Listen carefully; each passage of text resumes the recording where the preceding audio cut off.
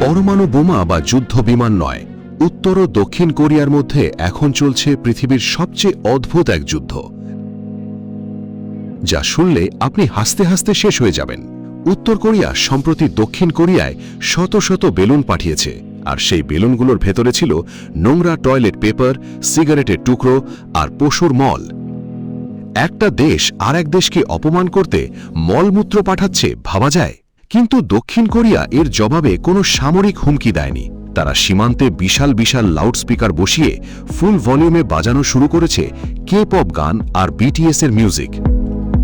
মজার বিষয় হলো, এই গানগুলোকে উত্তর কোরিয়ার এক নায়ক কিম জং উন আমেরিকার পারমাণবিক বোমার চেয়েও বেশি ভয় পান। কারণ উত্তর কোরিয়ার মানুষ যদি দক্ষিণ কোরিয়ার এই স্বাধীন ও সুখী সংস্কৃতির কথা জেনে যায়, তবে তারা সরকারের বিরুদ্ধে প্রশ্ন তোলা শুরু করবে।